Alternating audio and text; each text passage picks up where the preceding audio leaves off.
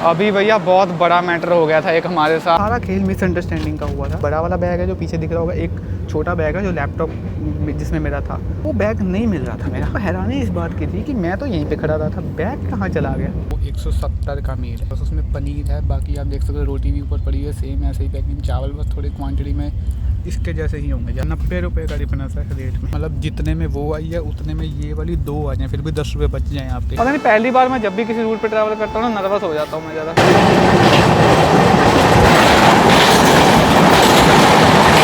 बाबुआ रोड पे थोड़ी देर के लिए बाहर के गया था, मेरी सीट मतलब 2 लोग आके बैठ गए थे, बैठ गए तो बाहर हो सकता है कम ही जाओ अगर आपको सीट प्यारे। वैसे मेरे को तो कोई इतना वो इशू नहीं है।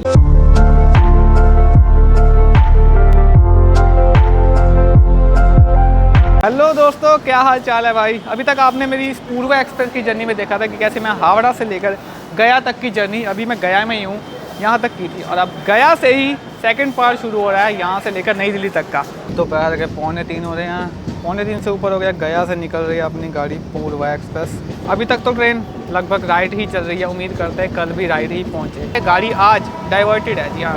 वैसे ये गाड़ी का एक्चुअल रूट है डीडीयू होकर के, मतलब आया गया और धनबाद गया डीडीयू होकर के, बनारस होकर फिर प्रयागराज से फिर कानपुर होकर नई दिल्ली। आज ये ट्रेन बनारस नहीं जाएगी, वहाँ पे कुछ रीमॉडलिंग का, यार्ड रीमॉडलिंग का ऐसे कुछ काम कर रहा है। IRI पे मैंने पढ़ा था। तो आज ये गाड़ी डीडीयू से सीधा मिर्ज़ापुर रुकेगी नहीं, मतलब उस रूट से इलाहाबाद प्रयागराज पहुँचेगी। चैनपुर हुआ यार, गया के बाद गया से मतलब ये 50 किलोमीटर आगे आए थे। तो कर दिया रिलीज़। चलो भाई, 5 मिनट डिले से रफीगंज जाइए। मतलब अगर चेन पुल ना होता तो लगभग राइट ही आ जाती है गाड़ी। बेसिकली आता तो ये औरंगाबाद डिस्ट्रिक्ट में, बिहार के। अभी मतलब हम लोग बिहार गया से तो पहले थोड़ा बहुत बिहार में एंटर कर गए थे, और अब यहाँ से लेकर डीडीयू से कुछ टाइम पहले तक बिहार में रहने वाले हैं, सासाराम तक। सासाराम का थोड़ा आगे फिर यूपी शुरू हो जाएगा। 7 घंटे की जर्नी करीब हो चुकी है और हमने 494 किलोमीटर की है, लगभग 500 के करीब। ठीक है, उस हिसाब से गाड़ी सिग्नल दे दिया ऑलरेडी। चलो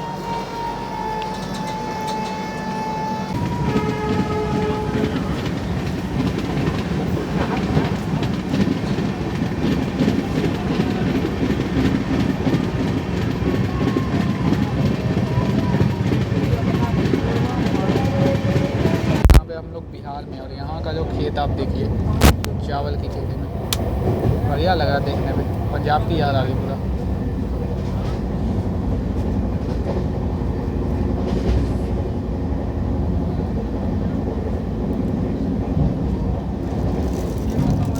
yes, sir.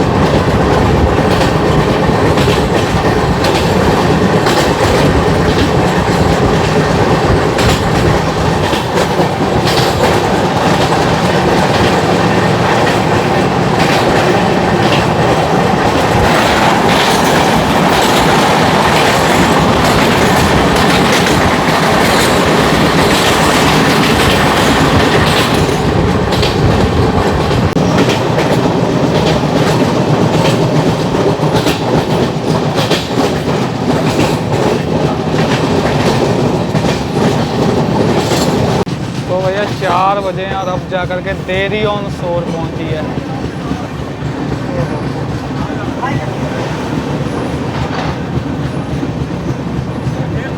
बिहार के रोहतास जिले में आता है देरी ऑन सोन। 6 प्लेटफॉर्म का स्टेशन है, मतलब गया और डीडीयू रूट के बीच में ही आता है ये। स्टेशन कोड DOS, मतलब स्टेशन कोड या शॉर्ट फॉर्म ही कह लो, देरी ऑन सोन। गया और डीडीयू रूट के बीच में आता है। यहाँ से अब ट्रिपल लाइन सेक्शन शुरू हो जाएगा, हो सकता है कहीं ना कहीं पैरेलल भी मिल जाए।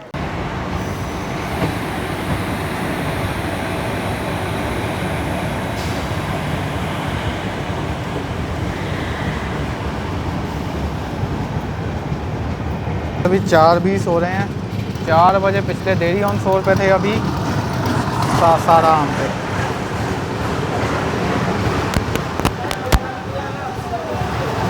स्टेशन कोड SSM है इसका। जितना मैंने एक चीज़ नोट की है कि इस रूट पे जैसे पिछले 2-3 स्टेशन निकले, जाफीगंज, देरी ऑन शोर निकला, एक और निकला था, और ये सासाराम। मिलू के मैंने देखा है इन रेलवे स्टेशन के ना प्लेटफॉर्म मोस्टली ज़्यादा ही हैं, 6-7 ऐसे प्लेटफॉर्म हैं, और दिखने में इतने बड़े लगते नहीं है ये देखोगे तो यहाँ पर भी एक वेटिंग हॉल आपको दिख जाएगा। यहाँ टिकट काउंट तरीके से वेटिंग हॉल ही है छोटा मोटा, और यही प्लेटफॉर्म पे ट्रेन खड़ी है हमारी 2 नंबर पे। सासाराम, इसको साहसराम से भी बोला जाता है, रोहतास ज़िले में ही आता है। सासाराम का मैंने सुना था, हम लोग काफ़ी टाइम पहले पटना से, तो वहाँ पे एक गुरुद्वारा साहब बहुत फेमस है, गुरु का बाग।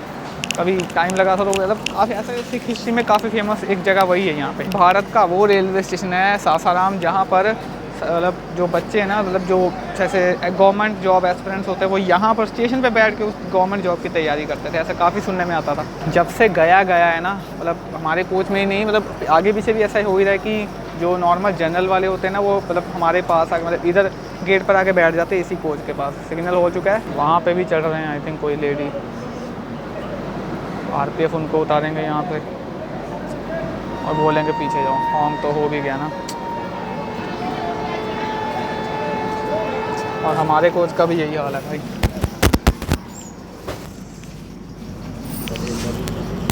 बाबुआ रोड पे अभी उतरा ही था कि हॉन्किंग हो भी गया है। स्टेशन कोड BBU, अभी बस उतरा ही हूँ, हॉन्किंग तो ऑलरेडी हो चुका है। क्योंकि मेरे का क्या कि ये वाला गेट अभी बंद रखा हुआ है मेरे कोच का, वहाँ पे लोग काफ़ी बैठे हुए हैं ना यहाँ पे, तो फिर मैं अगले वाले कोच से आया पहले। वैसे लास्ट हॉल्ट है बिहार में, इसके बाद यूपी में ही है बस। अब हम लोग DD को अगला स्टॉप ही है यहाँ, तो फिर भी अभी ठीक है। अगले कोच में तो फिर भी सिचुएशन अभी ठीक है, नहीं तो पिछले मतलब अभी जो पिछला गया था कोडरमा, मतलब पिछला जो गया था देरी ऑन सोन से लेकर अब तक, तो ये भी सारा ऑक्यूपाइड था। यहाँ पे भी काफ़ी रश लगा हुआ था।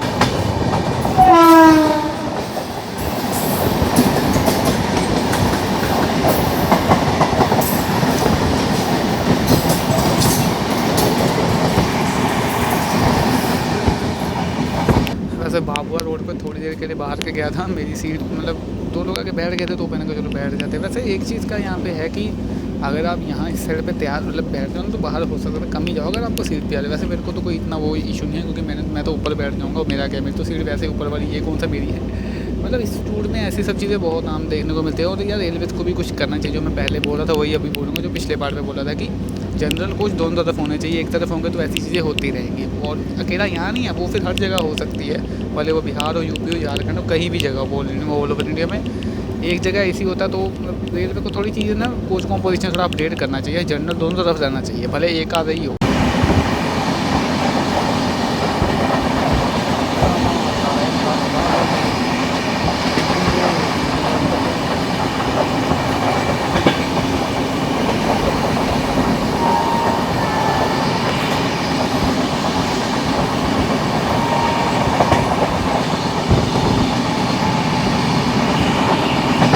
चलो भैया, लगभग गाड़ी तो टाइम पे ही चल रही है। बाकी DDU के पास आए हैं, लाइनें वो वाली पटना वाली आ गई है। अभी खूबसूरत सी शाम हुई पड़ी है यहाँ पे।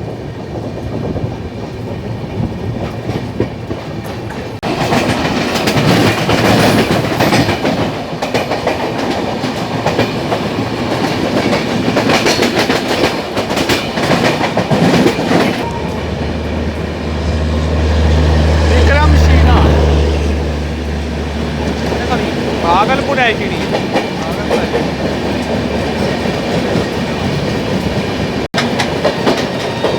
यहाँ पे हम लोग पैदल चल रहे हैं विक्रमशिला के साथ। भागलपुर मुंबई ICD इसके साथ पैदल चल रहे हैं हम लोग।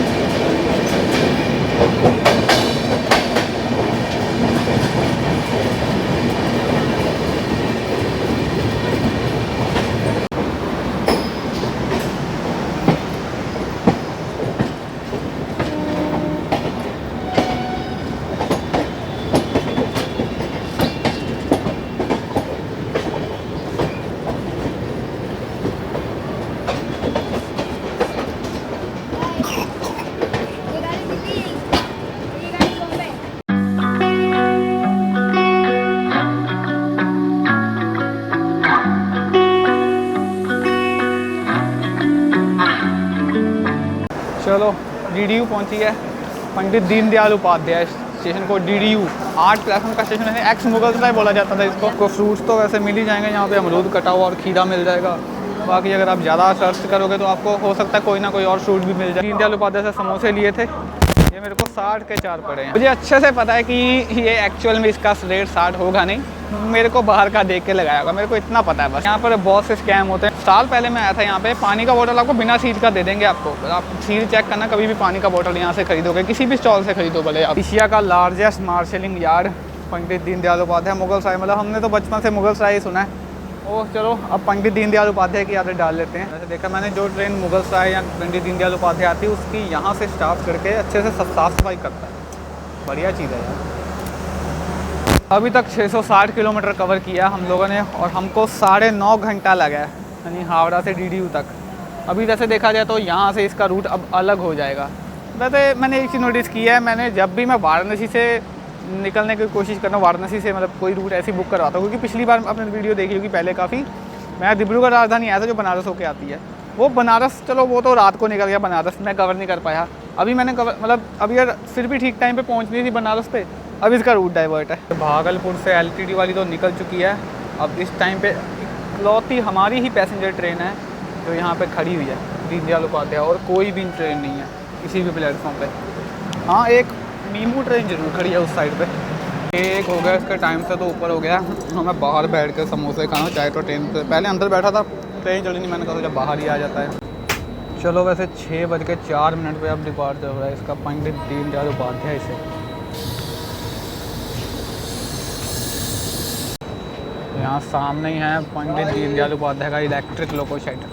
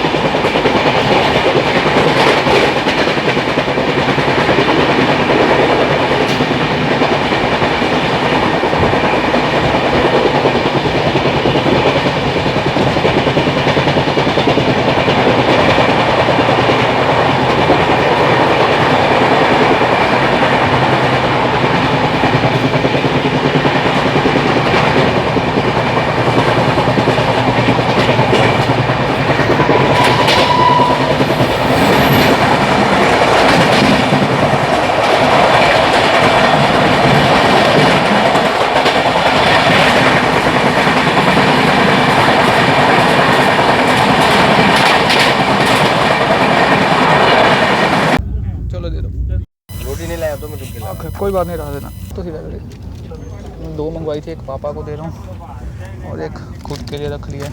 यही है वैसे आज का मेरा डिनर।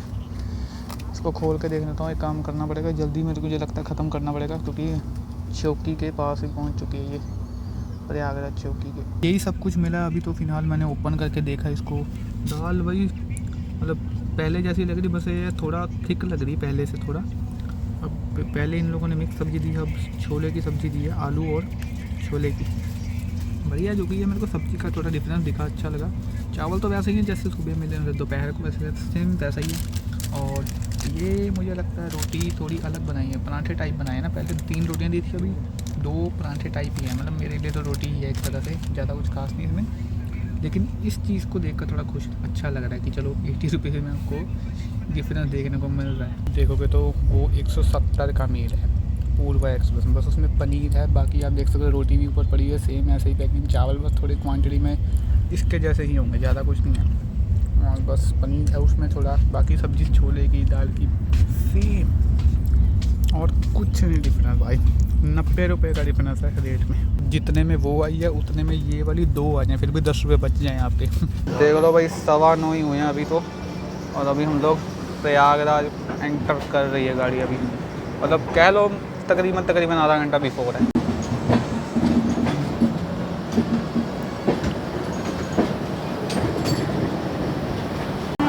चलो भाई ठीक।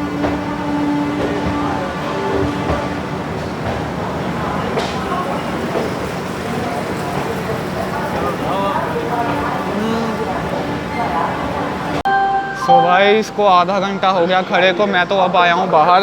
अभी भैया बहुत बड़ा मैटर हो गया था एक हमारे साथ। पहले क्या हुआ था भाई, लंबी कहानी अंदर चल के बताता हूँ। ऑन हो गया 5 मिनट जो थे ना, मतलब अब वैसे तो गाड़ी बहुत टाइम खड़ी रही थी, वो 5 मिनट जो मेरे मन में अजीब अजीब ख्याल आ रहे थे, सारा बताता हूँ। अगर तो आपको जर्नी एंजॉय करनी तो ये अगले 2-3 मिनट स्किप कर देना आप, जर्नी आप एंजॉय करो। वैसे भी मेरा मन भी नहीं करता ज़्यादा जर्नी बनाने का, क्योंकि मेरा ना मन मतलब होता ही है, बीतती है ऐसे दिल पे। मतलब देखो, सारा खेल मिसअंडरस्टैंडिंग का हुआ था। क्या हुआ था, मेरा बैग साइड ऊपर पे पड़ा था। 2 बैग थे, एक ये बड़ा वाला बैग है जो पीछे दिख रहा होगा, एक छोटा बैग है जो लैपटॉप जिसमें मेरा था, और वो बैग नहीं मिल रहा था मेरा। मतलब 15 मिनट गाड़ी पहले रुकी, 10-15 मिनट, उसके बाद अंदर में आया था। मेरे फादर भी थोड़ी देर बाहर गए थे, तो मैं यहीं गेट पे ही खड़ा था, ये नहीं कि मैं बाहर चला गया था। मेरे को हैरानी इस बात की थी कि मैं तो यहीं पे खड़ा रहा था, बैग कहाँ चला गया। और फिर क्या हुआ, कोई ना वहाँ से पर्सन थे, वो हमको कह रहे थे कि आप कॉल कर दो ऐसे ही, मतलब और को पैसेंजर भी ऐसे बोलने लगे कि आप। मैंने 139 डायल भी किया, पहली बार पे लगा नहीं। मैंने कहा फिर भी कंफर्म कर लिया जाए एक बार, तो थोड़ा ट्राई किया। एक पर्सन खड़े थे, बैग एक मेरा ही वाला बैग टांग के, तो वो आरपीएफ कह रहे थे कि मैं तो आरपीएफ सिविल में थे। वो पीछे को जा रहे थे, तो मैंने देखा ये तो मेरा ही बैग है। उन्होंने ऐसे टांगा हुआ है। मैंने कहा ये तो मेरा ही बैग है, तो उनको रोका, मतलब कि तो वो कह रहे, मैंने कहा हो सकता है कि मेरे जैसे ही एक और बैग हो, बस फिर भी एक बार देख लेते। तो देखा तो वो मेरा बैग ही था। लेकिन अब बात यहाँ से पंगा शुरू होता है। तो उन्होंने कहा ये तो आप ही का बैग है, मतलब खोल बाल के पहले चेक कर रहे थे, हाँ ये तो आपका है। अगर फिर मेरा बैग कहाँ चला गया, उन पर्सन का, तो आरपीएफ का कह रहे थे। तो फिर उन्होंने बोला हो सकता है कि पहले थोड़ी बड़ी बात हुई हमारी, फिर कह रहे हो सकता है फिर मैंने अगले कोच में ना रख दिया A2 में। तो वो मेरे साथ गए, मैं भी उनके पीछे गया A2 में, और वहीं पे एक साइड लोअर पे आरपीएफ ऑफिसर यूनिफॉर्म में बैठे हुए थे। तो अब मेरा शक पता कहाँ सबसे पहले उन पे पड़ा था, मैंने उनको समझ लिया था जो आरपीएफ वाले कह रहे थे, क्योंकि वो सीधा चले गए। आरपीएफ वालों को ये तो होता है ना, अगर स्टाफ अगर आरपीएफ में होंगे तो उनको मिल के जाएंगे ऐसे, तो वो सीधा ही चले गए उनसे। ऐसे ही शक पड़ा था कि यार अगर आरपीएफ में ये कह रहे हैं मैं हूँ, तो उनसे मिल के जाएंगे ना, वो यूनिफॉर्म में उनको जानते हो, वो तो ऐसे ही चले गए थे। तो मैंने फिर उनको बोला कि आप जब मतलब वो उसमें ना आप प्रयाग, आपको पता है जब ट्रेन स्टेशन पे खड़ी तो कोच में काफ़ी लोग आ जाते हैं ना, सीट एडजस्टमेंट करते करते, भले वो एसी का भी हो, तो ऐसे ही था। तो वो फिर आगे चले गए, मतलब चलते गए। तो मेरा मतलब शक एक तरीके से मतलब यकीनन में बदल गया। मैंने उनको बोला कि ऐसे एक पर्सन आए थे, तो मेरे को कह रहे थे। फिर थोड़ा 5 मिनट उनके साथ गया मैं, ऐसे प्लेटफॉर्म पे घूमा, कोई नहीं मिला वो पर्सन। फिर मैं यहाँ पर मेरे पापा ने बोला कि वो पर्सन आ गए हैं वहाँ पे, आवाज़ लगाई, तो वो आरपीएफ में ही थे। फिर उन्होंने अपना आई कार्ड उनका चेक किया, जो वो यूनिफॉर्म में बैठे थे, और इधर सिविल में जो कह रहे थे, जो मेरा बैग लेकर जाने वाले थे। तो ऐसे मिसअंडरस्टैंडिंग हुई और उनका बैग भी मिल गया। उन्होंने मेरा बैग अपना बैग समझ के मेरा उठा लिया, और उनका बैग वहीं पड़ा रह गया।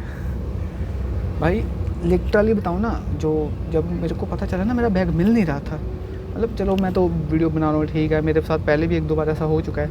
मतलब उस टाइम पे ना मन में सबसे पहला ख्याल ये आ रहा था कि यार व्लॉगिंग छोड़ दूँगा इसके बाद, मतलब अब करूँगा नहीं। लिटरली मतलब ऐसे अब मन में ख्याल आता था, क्योंकि घर पे भी बोलेंगे यार गया तेरे साथ पहले भी 1-2 बार हो चुका है, अब फिर तू लैपटॉप मतलब ऐसे चोरी हो गया तेरा ये वो, तो ऐसे कुछ बहुत चीज़ें दिमाग में चल रही होती है ना। तो अब मन मतलब उठ चुका है मेरा, और ये तो कुछ भी नहीं भाई, ट्रेन चल पड़ी है, और वहाँ ट्रेन के अटेंडेंट आगे तक बात पहुँच चुकी है। तो सबको ट्रेन के अटेंडेंट मेरे से पूछने आ रहे हैं कि आपका जो बैग क्या बात हुई थी, आप मेरे को बताइए क्या हुआ था। मतलब पीछे तक पूरी बात फैल चुकी है ट्रेन में, इतना बड़ा मैटर एक तरीके से हो गया था। मतलब सीधा सा मैं तो यही कह रहा हूँ बार बार कि सारा खेल मिसअंडरस्टैंडिंग से हुआ था। बस आखिरी बात ये है कि मेरा मतलब बैग मिल चुका था, और मेरे पास ये बैग ये नहीं, चलो उस साइड में पड़ा, पापा के पास है। हो सकता है अगर मेरा बैग ना मिलता, तो ये भी हो सकता है कि मैं आज आपके सामने ऐसे ना मिल रहा होता, या यूट्यूब उस टाइम पे छोड़ चुका था, क्योंकि मेरा सारा डाटा तो उसी में था, पिछली जो वीडियोस थी, और ये भी जो साला राजधानी पहले बनाई थी वो भी उसी में स्टोर थी।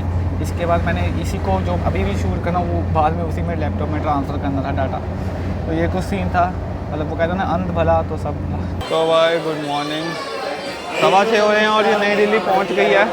टाइम से 10-15 मिनट डिले। जब भी नई दिल्ली उतरता हूँ ना, डेस्टिनेशन कहीं ना कहीं जल्दी में होता है, क्योंकि मेरे को हमेशा ये होता है कि कोई ना कोई पहली ट्रेन मिल जाए घर के लिए, वही अभी करने लगा। गाड़ी मतलब पूर्वा ठीक है आने के लिए, और बढ़िया प्रायोरिटी रहती है इसकी। आज तो चलो फिर भी टाइम लगभग पहुँच गई।